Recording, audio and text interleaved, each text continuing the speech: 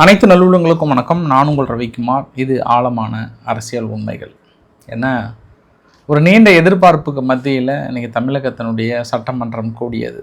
மிகப்பெரிய ஒரு எதிர்பார்ப்பு.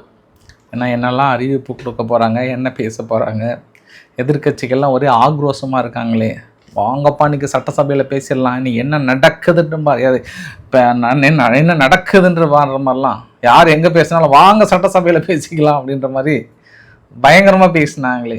சட்டசபையில் ஆளுநர் உரை எதை சார்ந்து இருந்தது, அதுக்கப்புறம் எதிர்க்கட்சிகள் கொடுத்த ரியாக்ஷன் என்ன, சென்னையில் ஒரு முக்கிய திட்டத்துக்கு தடை விதித்திருக்கிறது தாவேகா சார்பாக, அதையெல்லாம் இன்னும் தோண்டி எடுத்தாங்கன்னா வேற மாதிரி இருக்குன்றாங்க. டிஎம்கே சார்பாக வைக்கப்படுகிற குற்றச்சாட்டுகள் என்ன, ஏடிஎம்கே சார்பாக சொல்லப்படுகிற விஷயங்கள் என்ன, சுற்றி இருக்கக்கூடிய நகர்வுகள் என்ன, நிகழ்வுகள் என்ன, அனைத்தும் ஒருங்கிணைந்த ஒரு தகவலாக பார்த்து விடலாம். ஸோ வீடியோக்குள்ள போகிறதுக்கு முன்பு நீங்கள் நம்ம சேனலை சப்ஸ்கிரைப் பண்ணலாம். சப்ஸ்கிரைப் பண்ணிட்டு வாங்க. மறக்காம பெல் பட்டனை கிளிக் பண்ணி ஆல் ஆப்ஷன்ஸ் கொடுங்க. வீடியோ கொடுக்கலாம்.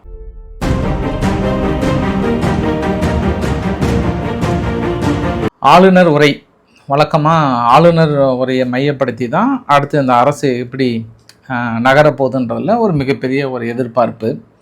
பட் ஆளுநர் உரையில் நான் நிறைய விஷயங்கள் டிஎம்கேனுடைய ஜெராக்ஸாக பார்த்தேன். நான் டிஎம்கே சொல்கிறதுக்கு முன்பு நீட் விளக்க மசோதா, அதை நீட் எங்களுக்கு விருப்பம் இல்லைன்ற விஷயத்தையும், இருமொழி கொள்கை விவகாரத்துலையும், அப்புறம் ஒன்றிய அரசுன்ற வார்த்தையை பயன்படுத்துறது.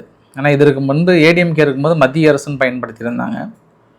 இவங்க டிஎம்கே ஒன்றிய அரசுன்ற வார்த்தையை தான் பயன்படுத்துகிறாங்க. மறுபடியும் ஆளுநருடைய வார்த்தையிலும் ஒன்றிய அரசுன்ற வார்த்தையை பயன்படுத்தினாங்க. எங்களுக்கு வர வேண்டிய நிதி பகிர்வுலாம் கரெக்டாக எங்களுக்கு கொடுக்கல, அப்புறம் ஒன்றிய அரசு பிஎம் ஸ்ரீ திட்டம், இந்த மாதிரி கேரளா அணை கட்டுகிற விவகாரம், கர்நாடகா அணை கட்டுகிற விவகாரம், இது எல்லாமே முந்தைய டிஎம்கேனுடைய ஜெராக்ஸாக பார்த்தேன் நான். அதை தான் ஆளுநர் உரையிலையும் நான் பிரதானமாக பார்த்தேன் நான். அதை தாண்டி தமிழ்தாய் வாழ்த்து ஃபஸ்ட்டு இடம்பெற்றது, அப்புறம் தேசிய கீதம் இடம்பெற்றது. பட் 2022 அப்புறம் முதல் முறையாக ஆளுநர் முழுமையாக உரையை வாசிக்கிறார். 2022 திமுக வந்ததுலேருந்து ஆளுநர் உரையை வாசிக்கவே கிடையாது. வருவார், தமிழ்தாய் வாழ்த்து பாடம் கிளம்பி போயிடுவார், அலெக்சா ஸ்டாப், அதுக்கப்புறம் தேசிய கீதம் பாடலை அப்படின்ற ஒரு குற்றச்சாட்டை சொல்லிட்டு கிளம்பிடுவார். பட் இந்த தடவை தமிழ்தாய் வாழ்த்து, தேசிய கீதம், ஆளுநர் உரைக்கு அப்புறம் முடிச்சதுக்கப்புறமும் தேசிய கீதம் பாடப்படுகிறது, அவரை வழி அனுப்புகிறாங்க. இந்த விஷயத்தை பார்க்க முடிகிறது. இந்த கூட்டத்தொடர் தொடங்குவதற்கு முன்பே திமுக சார்பாக ஒரு கவனத்தை ஈர்த்தாங்க. திரையில் நாயகன், தரையில் வில்லன், கதறல் கேக்குதா சிஎம், ரீல்ஸ் ஆட்சி, ரியல் தோல்வி, தூய சக்தி அல்ல துயர சக்தி, இந்த மாதிரி வாசகங்கள் அடங்கிய பேனர்லாம் வெளியில் வச்சுட்டு உள்ள சட்டமன்றத்துக்குள்ளே ஒரு பிளாக் பேட்ச் ஒன்று, எதுக்காகனா வாய திறங்க சிஎம் அப்படின்னு ஒரு பிளாக் கலரில் பேட்சை போட்டு உள்ளே போனாங்க. சரி, எல்லாருமே ஒரு எதிர்பார்ப்பு ஆளுநர் உரையில் பயங்கரமாக இருக்கும் அப்படின்னு எதிர்பார்ப்போட போனாங்க. பட் போன மனுஷன் வழக்கமாக ஆளுங்கட்சி எழுதி கொடுக்கறது தான் ஆளுநர் படிப்பாங்க. அப்படி ஆளுங்கட்சி எழுதி கொடுக்கறதே எனக்கு படிப்பு விருப்பம் இல்லைன்னு சொல்லிட்டு தான் முந்தைய ஆளுநர்லாம் ஆர்.என். ரவி அவர்கள் படிக்காமல் போயிட்டார். பட் அர்லேக்கர் அவர்கள் ஃபுல்லாக ஒரு கமா புஸ்டா போடாமல் என்ன கொடுத்தாங்களோ எல்லாத்தையும் படிச்சிட்டார். 2 ஆண்டுகளில் தொடங்கிய ஒரு கட்சி தமிழக வெற்றி கழகம் ஆட்சி அமைத்துள்ளது என்பது வரலாற்று சிறப்புமிக்க ஒரு நிகழ்வு. மாற்றம் ஒன்றே மாறாதது என்பதை தமிழ்நாடு மக்கள் நிரூபித்துள்ளனர். தாவேகாவை ஆரம்பித்த 2 ஆண்டில் இப்படி ஒரு சம்பவம். அது இல்லாமல் அவங்க கொள்கை தலைவர்களையும், அறிஞர் அண்ணா, எம்ஜிஆர் அவங்க எப்படி ஆட்சியை பிடிச்சாங்களோ அதே மாதிரி விஜய் அவர்கள் வந்தார். 1977 கம்பேர் பண்ணி ஒரு பெரிய ஒரு உரையும், இந்த திமுக அரசு மீது கடுமையான விமர்சனத்தையும் முன்வைத்திருந்தார். ஆளுநர் உரையில் நேரடியான குற்றச்சாட்டுமே வைத்தாங்க. முந்தைய ஆட்சியில் 100 யூனிட்டு, பட் நாங்கள் 200 யூனிட்டு, இந்த 200 யூனிட் கொடுக்கறத இலவசத்தையும் தாண்டி அப்புறம் விவசாயிகளுக்கான பயிர்க்கடன் தள்ளுபடிலாம் சொல்லிட்டு ஒரு பெரிய ஒரு கடன் சுமையில் தமிழகத்தை தள்ளி விட்டுட்டு போயிட்டாங்க. எப்பவுமே இல்லாத ஒரு கடன் சுமை, 10 லட்சம் கோடிக்கு மேலே கடன் சுமை, நிர்வாக சீர்கேடு, திரும்பிய திசையெல்லாம் ஊழல், லஞ்சம், இது எல்லாமே கரெக்டாக இல்லாமல் பண்ணிட்டாங்க. இனி வருகின்ற அரசு சிறப்பாக பண்ணுனாங்க. ஸோ அன்னைக்கு நிதிநிலை வெள்ளை அறிக்கையை படித்தாங்க இல்லையா, அதை அப்படியே மனுஷங்க ஒப்படைச்சிட்டாரு. இது சட்டமன்றத்திலே திமுகவுக்கு எதிராக வாசிக்கப்படுகிற மிகப்பெரிய ஒரு சம்பவமாக பார்க்கலாம். 2031 தமிழகத்தினுடைய இலக்கு 1.5 ட்ரில்லியன், அதை நோக்கி நாங்கள் செல்கிறோம். அப்புறம் தமிழ்நாடு அரசுக்கு வந்து நிறைய லீக் இருந்துதான், அதாவது ஃபண்டு வர சோர்ஸ் எல்லாமே லீக் இருந்துதான். டாஸ்மார்க்கில் கூட ஊழல் மூலம் திரட்டப்பட்ட நிதியை தடுத்து தனிநபர்களுக்கு சென்று கொண்டிருந்த வருமானம் அரசின் கஜானாவுக்கு மடைமாற்றம் செய்யப்பட்டிருக்கிறோம். அது வருடத்திற்கு 1000 கோடிக்கு மேல் இருக்கும் அப்படின்லாம் சொல்லியிருக்கிறார். அப்போ டாஸ்மார்க் ஊழலை பற்றியும் தனிநபர் கட்சிகளுக்கு போய் சேர்ந்துருக்கணும், நேரடியாக டிஎம்கே வந்து சொல்கிற அந்த விவகாரத்தையும், தொழில்துறை குறிப்பாக 200லேருந்து 500 மக்கள் வேலை வாய்ப்பு கொடுக்குற மாதிரி இருந்தால் போர்க்கால அடிப்படையில் உடனடியாக தொடங்குவதற்கான பர்மிஷன் கொடுக்கறத நாங்கள் ஸ்டார்ட் பண்ணுறோம். ஒன்றிய அரசு நிதி பகிர்வில் நிறைய பாகுபாடு இருக்கிறதுனால அதுக்கு ஒரு குழு அமைத்து அதை நாங்கள் முறையாக உச்சநீதிமன்றம் வரையும் சென்று நாங்கள் அதை பகிர்வு வாங்கணுன்றாங்க. இது இப்போதைக்கு ஆகாது. இது வரைக்கும் உச்சநீதிமன்றம் வரைக்கும் போயிட்டு நீங்கள் நிதி பகிர்வு வாங்கணும் அப்படின்னா அது 7-8 வருஷம் ஆகிடும். அது ஸ்மூத்தாக கொஞ்சம் அப்படியே பேசி வாங்கினீங்கன்னா அது கரெக்டாக இருக்கும். பட் இல்லை, நாங்கள் உச்சநீதிமன்றம் தான் போய் வாங்குவாங்க அப்படின்னு பழைய திமுகவை பாணி ஃபாலோ பண்ணாங்கன்னா இந்த இடத்துல கொஞ்சம் அடி வாங்குறது வாய்ப்புகள் இருக்குது. ஏன்னா இது வரைக்கும் எந்த கோர்ட்டில் போய் சார் நம்மளுக்கு உடனே தீர்ப்பு கிடைச்சிருக்கு, ஒரு 7 வருஷம் 8 வருஷம் ஆகிடும். இப்போ ஒரு ஆட்சியில் போட்டால் அடுத்த ஆட்சியில் அதுக்கு வந்து தீர்ப்பு வரும். இதில் மிக முக்கிய இன்னொரு ஸ்டேட்மெண்ட் பார்த்தோம் அப்படின்னா, கோயில்களின் சொத்து. இனி கோயில்களின் சொத்து வந்து வரலாற்று சிறப்புமிக்க ஆன்மீக கோயில்களின் நிர்வாகத்தை மேம்படுத்தும் வகையில் இந்து சமய அறநிலையத்துறையின் கட்டமைப்பு சீரமைப்புகள் மேற்கொள்ளப்படும். கோவிலின் சொத்துக்கள், நிலங்கள் மற்றும் அறக்கட்டளையின் வருவாய் அனைத்தும் முழுமையாக தணிக்கை செய்வதற்கும் கணக்குகளை வெளிப்படையாகவும் கணினிமயமாகவும் கொண்டு வருவதற்கு நடவடிக்கை எடுக்கப்படும். முந்தைய காலங்களில் நிலையில் வந்த நிர்வாக முறைகேடுகளை முற்றிலும் களையப்பட்டு கோயில்கள் அசையும் மற்றும் அசையா சொத்துக்கள் அனைத்தும் அதன் புனிதமான நோக்கங்களுக்காக மட்டுமே பயன்படுத்தப்படும். ஏன்னா இதற்கு முந்தைய அரசுலாம் எந்த ஒரு அக்கௌண்டபிலிட்டிலாம் கிடையாது. எல்லாமே மறைமுகமாக தான், எவ்வளோ வருது எவ்வளோ போகுது அதெல்லாம் எதுவுமே தெரியாது. உண்டியல் எவ்வளோ வருது அது தெரியாது. அந்த மாதிரி நிறைய அறநிலைத்துறையில் லஞ்சம் புறையோடி காணப்படுகிற அந்த ஒரு இதை, அது இல்லாமல் வேறு திட்டத்துக்கெல்லாம் முழுமையாக பயன்படுத்தினாங்கன்ற ஒரு குற்றச்சாட்டு, கல்லூரிகள் கட்டினாங்கன்ற ஒரு விஷயம்லாம் தாண்டி இனி அறநிலைத்துறையினுடைய ஃபண்டு வந்து முழுக்க முழுக்க கோயிலினுடைய வளர்ச்சிக்காக பயன்படுத்தப்படும் அப்படின்ற ஒரு ஸ்டேட்மெண்ட்டை பார்க்க முடியுது. ஒட்டுமொத்த இந்த ஸ்டேட்மெண்ட்டில் டிவிகேவுடைய புகழ்ச்சி, அடுத்து அவங்களுக்கான திட்டங்கள் என்ன, எந்த மாதிரியான விஷயங்கள்லாம் இருக்கும்போது எதிர்கட்சிகள் கண்டிப்பாக விமர்சனம் பண்ணுவாங்க. ஃபஸ்ட்டு எடப்பாடி பழனிசாமி அவர்கள் வந்தார். ஒன்றுமே எதிர்பார்ப்பு, நாங்கள் நிறைய விவசாயிகளை ஏமாற்றிட்டாங்க, அதை எதிர்பார்த்தோம். மக்கள் நைட்டெல்லாம் தூங்காமல் இருக்கிறாங்க, புழுக்கமாக இருக்குது, அதை ஏமாற்றிட்டாங்க. அறிவித்த திட்டங்கள் 2500 கொடுக்குறேன்னாங்க, அதை பற்றி என்னன்னு கூட சொல்லலை. ஒரே ஒரு திட்டங்களை கூட இன்னும் முழுமையாக அவங்க செயல்படுத்தவுள்ள ஒன்றும் இல்லை. அதுவும் குறிப்பாக அதில் சிங்கப்பெண் திட்டம் வந்து பெரிய வரவேற்பு பெற்றது, நிறைய பேர் கை தட்டினாங்க. அதையே நீங்கள் முழுமையாக செயல்படுத்தலை அப்படின்னு அடுக்கடுக்கான குற்றச்சாட்டுகள் சுமத்தினாங்க. அப்புறம் ஆக்கப்பூர்வமான விவாதங்கள். என் பையன் கட்சிக்கு வரமாட்டான், மிதுன் சக்கரவர்த்தி, அவர் அடிப்படை உறுப்பினர், அவ்வளோதான், அவருக்கு எந்த பொறுப்பும் கிடையாது, அதனால் ஆக்கப்பூர்வமான விவாதங்களை பாருங்கப்பா, அதை ஒரு டாப்பிக்கை எடுத்துகிட்டு பேசாதீங்கன்ற மாதிரி சொன்னார். அதுக்கப்புறம் எதிர்க்கட்சி தலைவர் வந்து பேசினார். எதிர்க்கட்சி தலைவர் பேசும்போது எனக்கு பெருத்த சந்தேகம் என்னன்னா, ஒரு கமா புஸ்டாப்பு ஒரு டாட்டு கூட விடாமல் ஆளுநர் படிக்கிறார் அப்படின்னாவே இது பிஜேபியோட பி டீம் தானேன்றார். ஐயா, இன்னுமா அந்த பி டீம் போகலை, பிஜேபியோட பி டீமாக நாங்கள் பார்க்குறோம். நாங்கள் இந்த முழுமையான உரையில் முழுக்க முழுக்க எங்களை குற்றச்சாட்டு சொல்லணுன்ட்டு எழுதப்பட்ட ஒரு அஜெண்டாவாக பார்க்குறேன். இவ்வளோ குற்றச்சாட்டு சுமத்துற நீங்கள் எங்களோட எல்லா திட்டங்களுக்கும் இனிஷியல் வச்சுக்கிறீங்க. நான் முதல்வன் திட்டம் வந்து கலைஞர் பெயரையோ இல்லை முன்னாள் முதல்வர் பெயரோ இல்லை. ஆனால் நீங்கள் அந்த ஒரு திட்டத்தை கூட தூக்குறீங்கன்னா ஒரு காழ்ப்புணர்ச்சியோடு நீங்கள் தூக்குறீங்க. நீங்கள் வாசித்த முக்கால்வாசி திட்டம் எங்களோட திட்டங்கள் தெரியுமா? எங்களோட கொள்கைகள் தெரியுமா? எங்களோட கொள்கைகள் எல்லாமே கட் காப்பி பேஸ்ட்டை போட்டுட்டு நீங்கள் என்ன பெருசாக நீங்கள் வாசிச்சிட்டீங்க? 38 நாளில் 65 கொலைகள், 165 பாலியல் வன்கொடுமைகள். அதை எடப்பாடி பழனிசாமி அவர்கள் சொல்லும்போது 130 கொலைகள், 150 பாலியல் வன்கொடுமைகள் அப்படின்றார் 38 நாளில். ஸோ எண்ணிக்கை வேறாக இருந்தாலும் இந்த மாதிரியான விவகாரங்களில் என்னைக்கு தான் அந்த சிஎம் வாயை திறந்து பேசுவார் அப்படின்ற ஒரு குற்றச்சாட்டும் மரபுகள் மீறி இருக்கிறது. வழக்கமாக தமிழ் தாய் வாழ்த்து முதல்லையும் ஆளுநர் உரை முடிஞ்சதுக்கு அப்புறம் தான் தேசிய கீதம் பாடப்படணும். ஆனால் இப்படி முதல்ல பாடிட்டாங்களே நியாயமா அப்படின்னு கேட்குறாங்க. அவங்க தரப்பில் நிர்மல்குமார் அவர்கள் பேசும்போது, ஏங்க தேசிய கீதம் 2 டைம் பாடினா என்னங்க, என்ன அதில் ஏதாவது முடிஞ்சு போச்சா? எல்லாரும் பிரச்சனை ஏதாவது? தேசிய கீதம் எத்தனை டைம் பாடினா என்ன?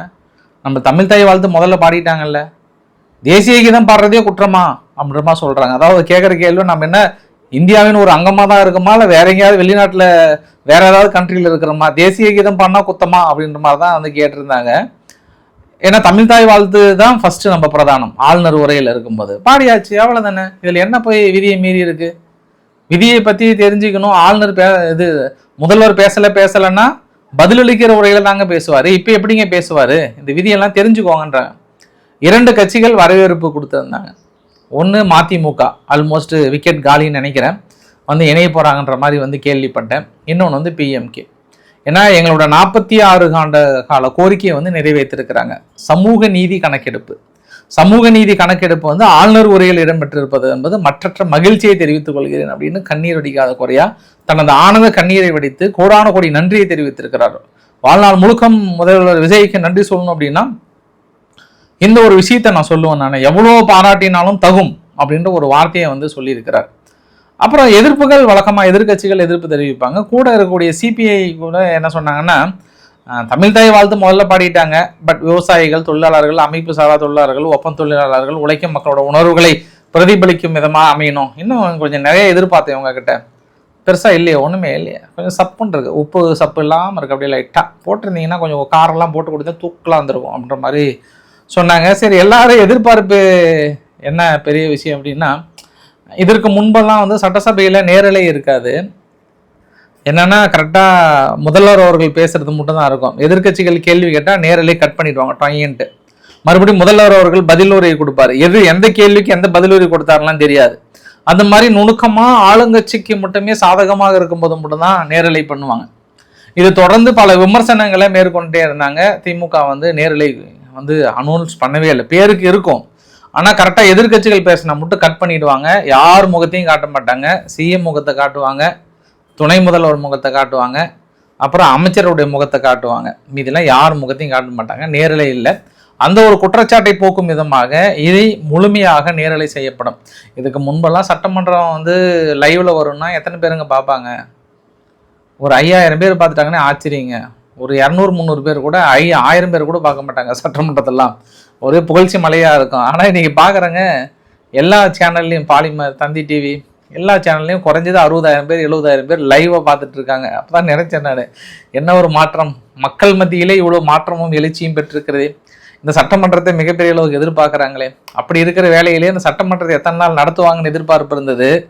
இன்னும் 3 நாள், வெள்ளிக்கிழமை, திங்கக்கிழமை, செவ்வாய்க்கிழமை.